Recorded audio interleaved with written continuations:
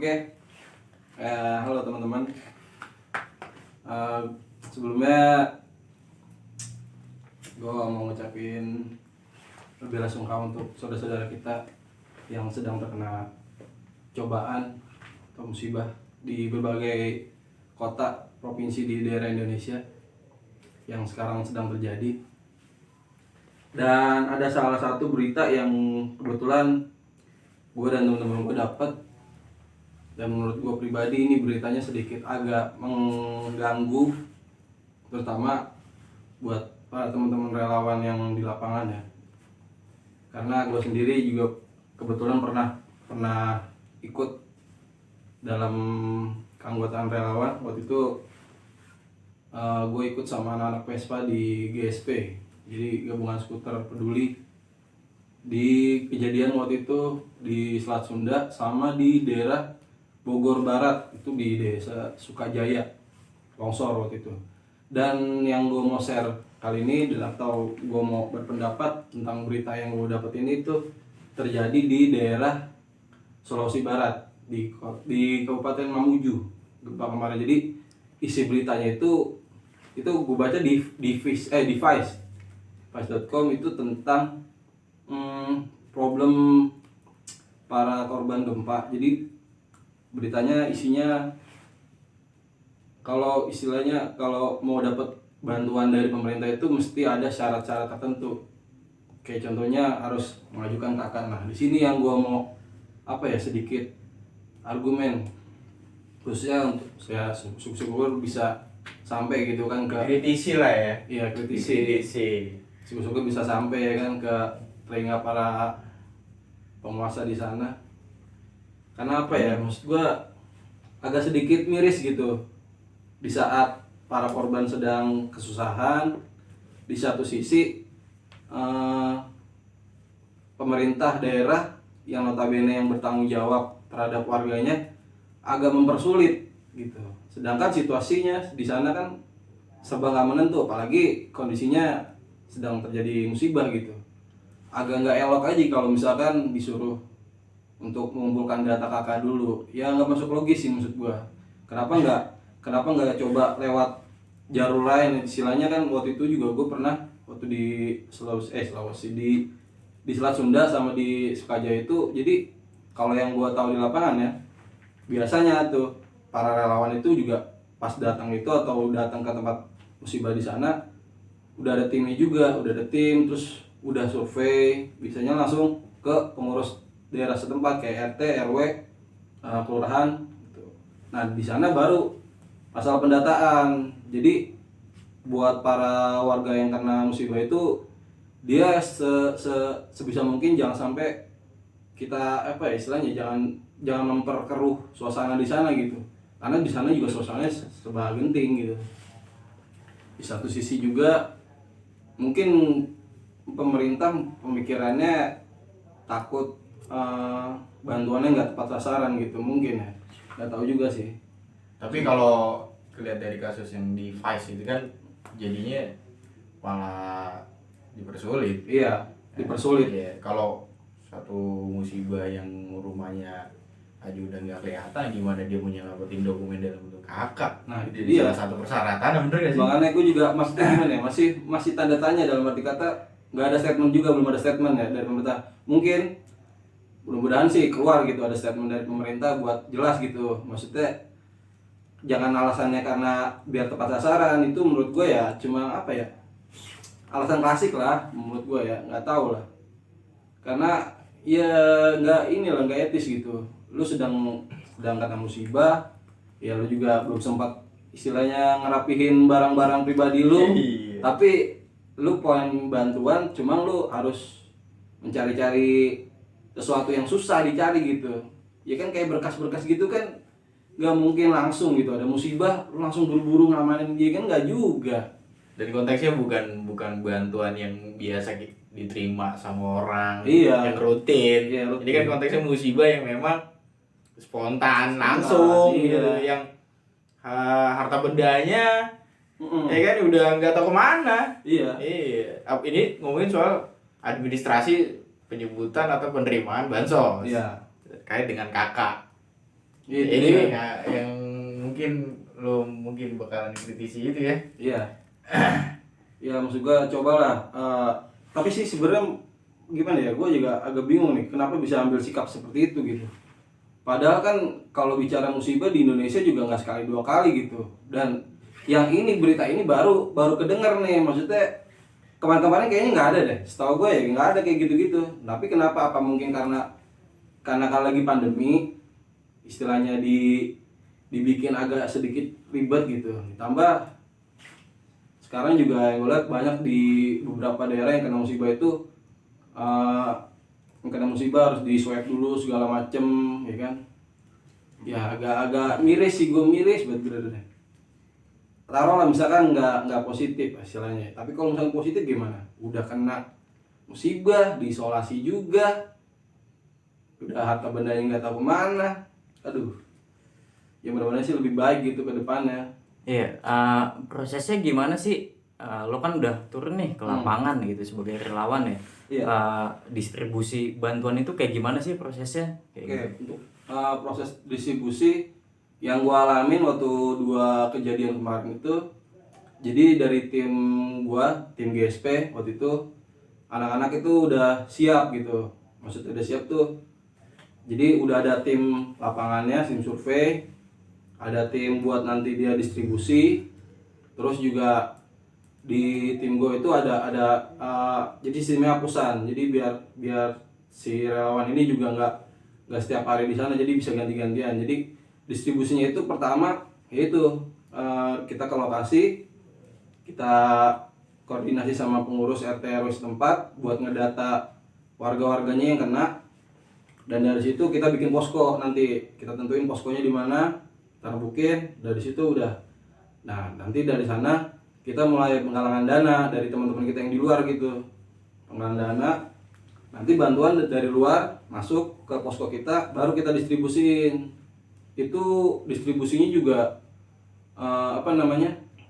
nggak sekali 2 kali, jadi tiap pagi sore pagi sama sore itu terus sampai waktu pas di Sukajaya itu kan titik longsornya ada banyak tuh waktu itu, jadi bertahap naik terus dari desa yang paling bawah, naik terus sampai desa yang terus sampai yang pokoknya bener-bener desa yang terisolir waktu itu, waktu kejadian di Sukajaya.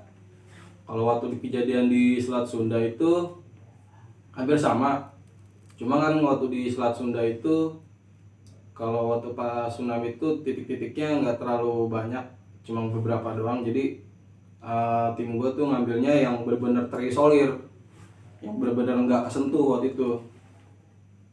Tapi waktu itu pas lo di sono, maksudnya ngasih bantuannya tuh bareng nggak sih sama pemerintah kayak gitu, dari perangkat desa atau kelurahan atau apa kayak gitu? Enggak. Karena juga di sana juga di tempat musibah itu nggak satu dua bendera gitu, banyak.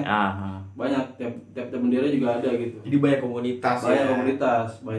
Banyak komunitas dari istilahnya komunitas pencinta alam, terus kayak biker segala macam dah, termasuk dari organisasi pemerintahan juga ada juga. Itu macam-macam. Dan memang yang gue lihat itu nggak ada, maksudnya kayak misalkan warga nih cukup datang ke posko gitu kan, dia bawa kakak gitu, nggak ada sih, gue nggak pernah ngeliat. Ya kalau memang dari komunitas kan memang nggak ada aturan seperti itu kan? Nggak ada. Dan biasanya juga yang hal lumrah nih yang gue rasain itu, ya kita sebagai relawan kita yang bergerak, bukannya warga yang bergerak ke kita, tapi kita yang bergerak ke warga gitu. Nah makanya kan berita yang gue dapat dari Vice itu kan agak sedikit aneh gitu kan. Kalau lo sendiri sebagai komunitas ya, terkait sama dana bantuan itu sendiri, ada nggak sih laporan penanggung jawabnya? Ada kayak gitu. Ada. Berdasarkan apa sih dokumentasi yang udah lu berikan ke lapangan, lalu laporan ke bagian yang bertanggung jawab terhadap komunitas lu, atau bentuk data? Berapa orang yang udah lu share untuk pendistribusian? Kalau masalah itu jadi gini, bentuk LPJ itu kan buat internal kita nih. Karena kan waktu itu kan gue bukan organisasi dari pemerintahan kan, jadi istilahnya gue nggak ada kewajiban buat nge-share ke institusi pemerintah atau apapun gitu kan. Cukup di ranah kelompok atau Komunitas. organisasi itu doang ya, komunitas itu. Jadi tetap memang terinci istilahnya dari awal pergerakan apa namanya relawan itu terperinci. Jadi, Sampai biaya operasional lah. sampai biaya operasional semuanya. Nah, terus lo gimana menyikapi tentang mengkritisi soal berita device, pendistribusian, datangnya bantuan, tapi ada persyaratan kakak yang manakala musibah itu ya spontanitas ya memang harta benda aja udah nggak jelas kemana, tapi di satu sisi dibenturkan sama administrasi kakak Iya, iya. untuk ngedapetin mie instan. Nah itu dia. Iya, itu gimana tuh kalau menurut lo? Iya menurut gue ya kalau bisa sih nggak usah ada gitu-gituan gitu. Cukup dari pemerintah kan ada tuh kayak dari tim SAR-nya segala macam kan dari pemerintah juga punya institusi lembaga yang apa namanya ya, mengakomodir lah. mengakomodir hal kayak gitu kan udah ada kan. Iya. Harusnya sih ya. Makanya itu gue juga masih tanda tanya, mungkin apa karena lagi pandemi atau bagaimana kan masih belum jelas. Cuma alasannya dia kan biar tepat sasaran kan. Ya ini kan sama aja berarti kalau misalnya gue benturkan tentang orang lagi kecelakaan Iya. yang butuh bantuan kesehatan atau medis, lalu ditanya dulu, ini siapa namanya gitu atau KTP-nya mana gitu. Iya. Ya padahal ya dalam kondisi itu kan pasien yang dibutuhkan utama adalah penanganan medis. Iya, sama aja kan? Iya. Iya. Ya makanya kan baru-baru kali ini nih, gue juga baru dengar beritanya baru ini. Sedangkan kan kejadian musibah di Indonesia kan udah sering terjadi kan. Biasanya kan Betul. nggak ada kayak gini gitu. Ini Berarti menurut lo kemunduran gitu dari pemerintah? kemunduran, bukan kemajuan. Atau memang ternyata berita ini muncul karena memang ada bantuan rutin, yang manakala memang bantuan rutin itu standar persyaratannya adalah KK ada KTP, bisa jadi. Kalau konteksnya buat musibah, kayaknya nggak ada deh. Maksud gua itu nggak ada kayak gitu, kecuali kalau Karena kan ya enggak sih, menurut gua kan gini, semenjaknya ada pandemi, pemerintah kan mensubsidi bantuan. iya. Yang persyaratannya salah satunya adalah KK dan KTP. Nah, Nah, apakah benar berita itu bantuannya terkait sama bantuan reguler untuk pandemi yang kebetulan jadi ulasan seksi dari media kayak gitu. Kalau dilihat dari situ ya menurut lo masih etis gak sih orang yang kena musibah ditanyain kakak demi bantuan pandemi yang menurut lihat dari lapangan ya? kalau bicaranya etis tetap enggak, karena ya baik lagi kecuali di sana tidak terjadi kejadian musibah ya. Itu etis buat pemerintah minta persyaratan kakak ya. Tapi kalau misalkan misalkan kejadiannya musibah terus dimintain persyaratan kakak untuk mendapatkan donasi dari pemerintah, itu ya menurut gue ya agak langkah munduran sendiri buat pemerintah gitu. Dan nggak fleksibel ya? Nggak fleksibel. Iya. Apa karena menteri sosialnya baru apa kayak gimana bisa kayak gini? Wah, bisa jadi sih. Ya gimana ya? Ya mudah-mudahan sih, maksud gua kayak gini-gini tuh hal-hal yang rumit-rumit, birokrasi yang nggak apa ya, yang nggak fleksibel gitu diudahin lah, nggak usah ada lah. Apalagi konteksnya kalau kayak gini kan musibah, lu kayak nggak ada rasa iba gitu. Ya atau mungkin sebenarnya kalau dalam konteks di lapangan ya mungkin pemerintah pusat juga nggak menganjurkan dalam konteks yang harus mewajibkan administrasi. Hal ini tentunya bisa dikaji dari pemerintah daerah yang terkait. Bisa jadi karena kan penanganan terakhir kan di tempat bencana kan, tentunya pemerintah daerah yang harus bertanggung jawab penuh. Bisa jadi ada nggak bakalan menurut lo tumpang tindih antara terkait berita ini antara pemerintah daerah dan pemerintah pusat? Karena pemerintah pusat mungkin akan bilang, oh harusnya memang nggak begitu. Pemerintah daerah yang bisa ada. lebih. Kalau bicara kemungkinan ada sih, tetap ada. Karena kan ya sekuat-kuatnya pemerintah pusat, jangkauannya tetap kalau ke daerah tuh pasti ada gap. Iya kan? Pasti ada gap. Cuma kan ini kan udah muncul, pemberitaan ini kan udah muncul, ya kan? Maksudnya kan udah muncul, berarti kan ada sistem yang gak beres di situ. Nah, maksud gua di sistem ini mudah-mudahan sih istilahnya pemerintah pusat nyium gitu.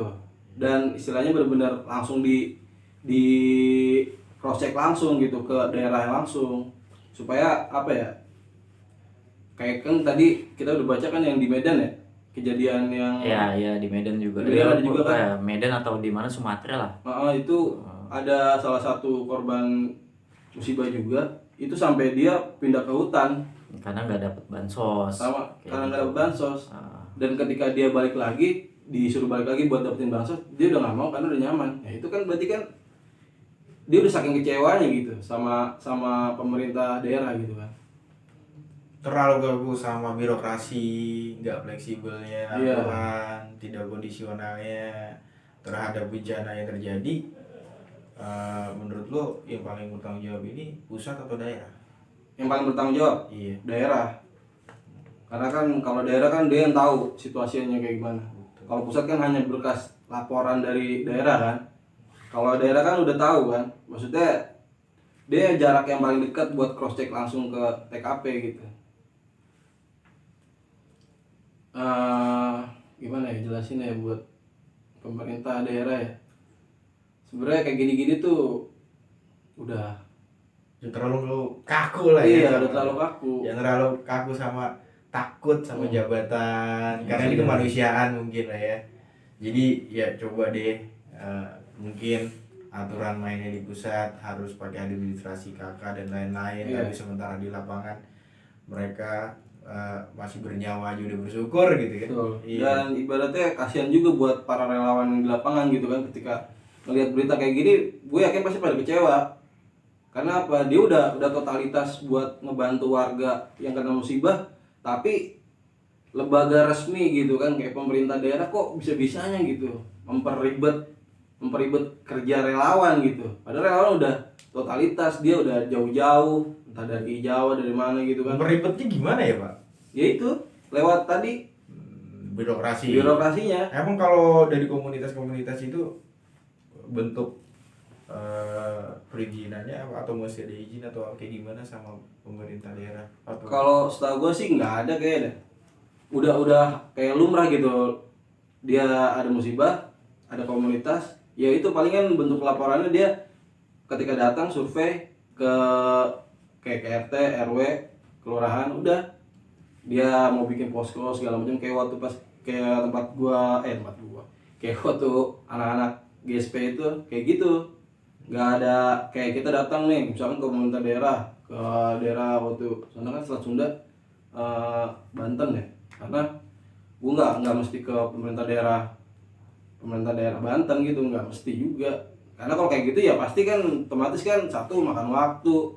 jadi lu spontan aja ya? Iya, spontan terus fleksibel aja gitu. Dan biasanya juga dari pemerintah apa maksudnya kayak RT RW itu juga udah ngiyain gitu, udah oh ya udah. Dan dia juga malah kayak bersyukur ada yang mau buat ngebantu gitu. Karena kan balik lagi relawan itu kan nggak setiap orang mau gitu kan. Cuma ada istilahnya kan itu panggilan masing-masing aja gitu. Nah, kayak gini-gini kan berita-berita kayak gini kan bikin kayak satu semangatnya anak-anak relawan juga pada turun mungkin. Apalagi di situasi kayak gini kan, pandemi. Ya artinya kalau dilihat dari kasusnya yang terkait di media saat ini dari visi itu, berarti bisa diartikan sistem birokrasi di Indonesia mengalami kemunduran dong ya? Mengalami kemunduran untuk hal musibah ya, Iya, kemanusiaan, bantuan dan sosialnya itu.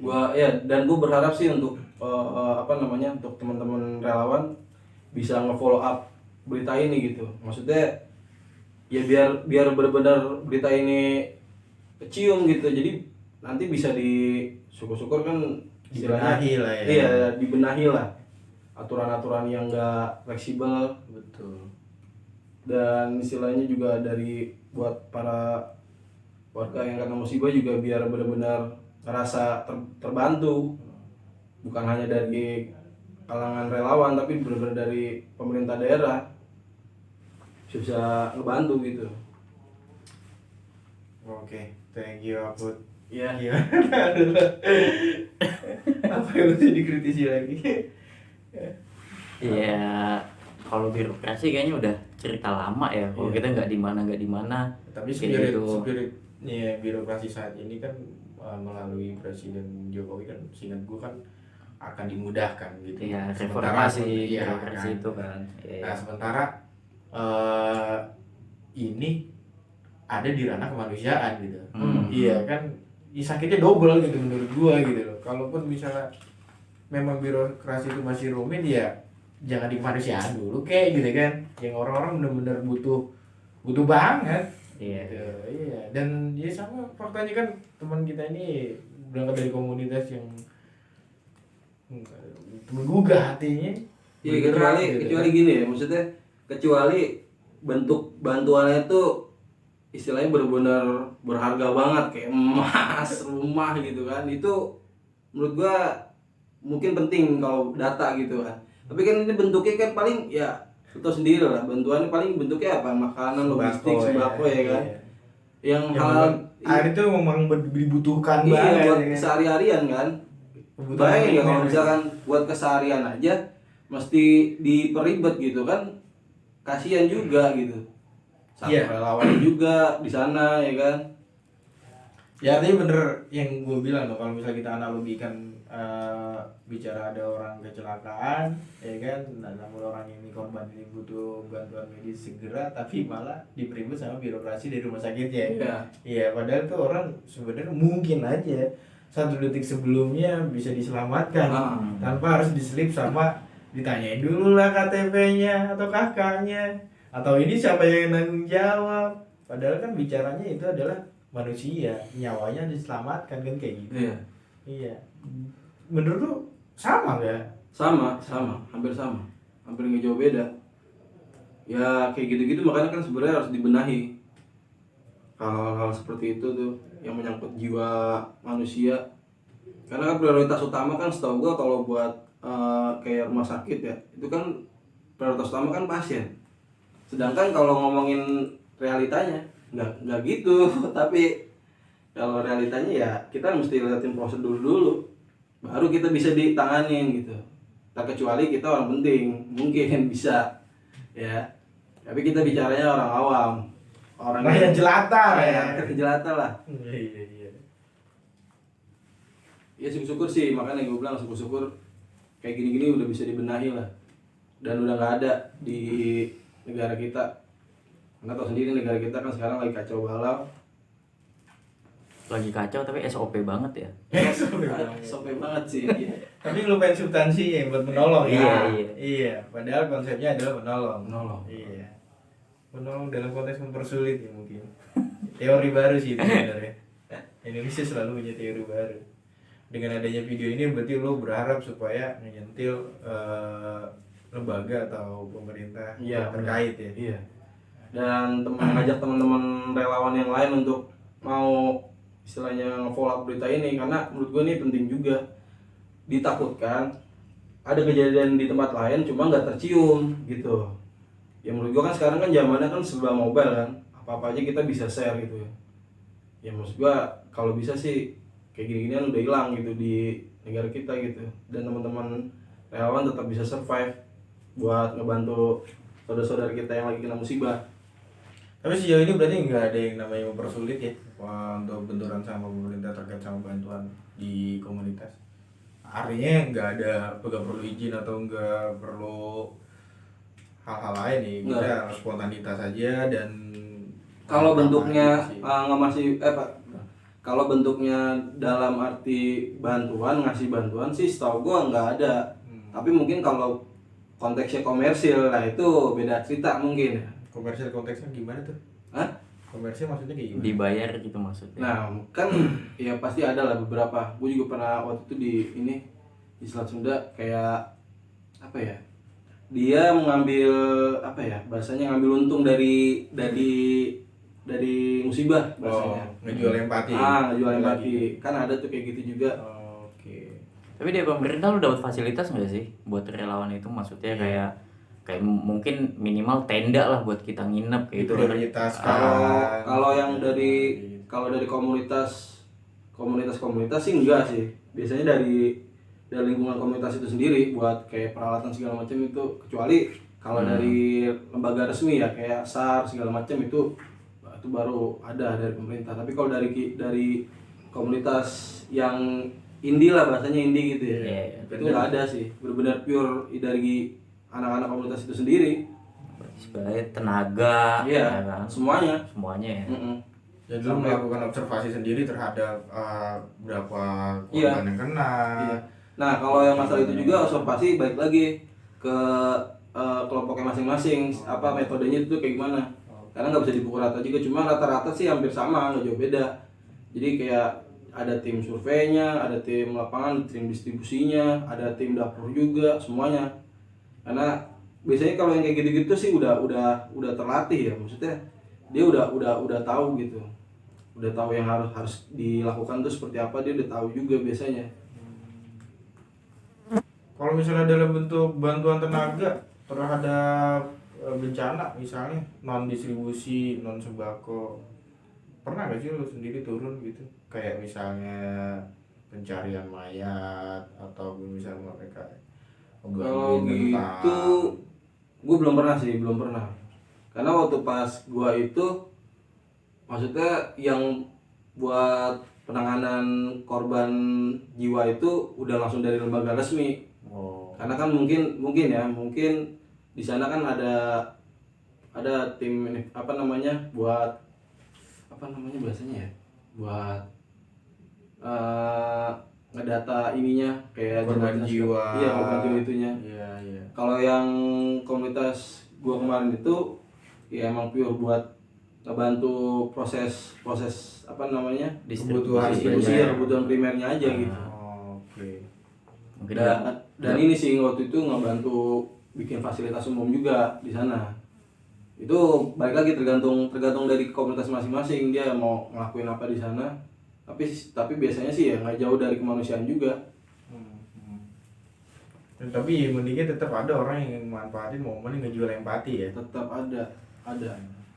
Bahkan ada yang tetap maksudnya ada yang jual bendera. Maksudnya jual bendera tuh bahasanya gini, kayak dia nggak ngasih seberapa tapi namanya dia pengennya tinggi gitu. Itu ada juga tetap.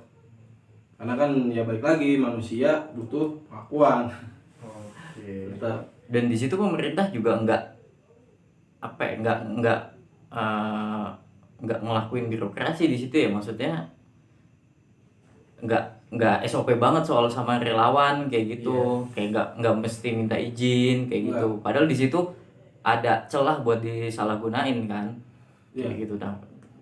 Nah itu kan, tapi kan pas yang tadi gue bilang itu kita survei dan kita juga koordinasi sama pengurus tempat kayak RT, RW, kelurahan. Jadi ketika kita udah koordinasi di situ juga dari pihak RT RW juga koordinasi ke atas langsung. Jadi makanya maksud gua kayak berita yang tadi ini kan agak ribet gitu. Padahal kalau realita yang di lapangan tuh semuanya udah berjalan ya sejalannya aja gitu. Karena udah lumrah gitu.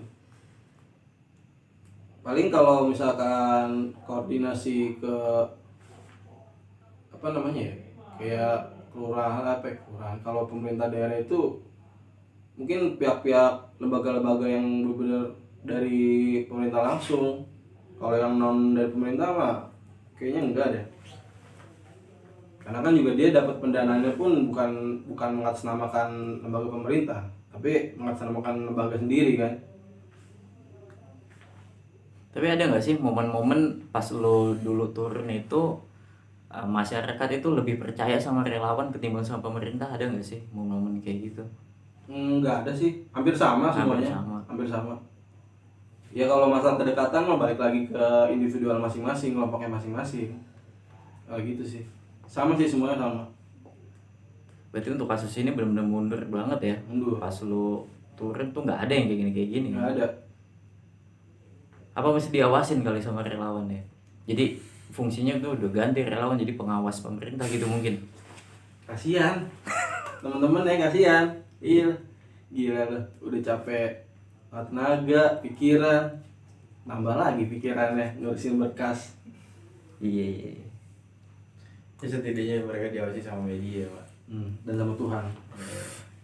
Ya mungkin itu aja sih yang bisa gua sampein. Oke, sama thank you. teman-teman gue. Mudah-mudahan kayak gini-gini udah nggak ada. Terus Amin. semoga tepat membaik buat para pengungsi dan para korban bencana. Semoga kedepannya lebih baik lagi. Tetap safety semuanya. Oke, gitu aja dari gue. Assalamualaikum warahmatullahi wabarakatuh. Waalaikumsalam.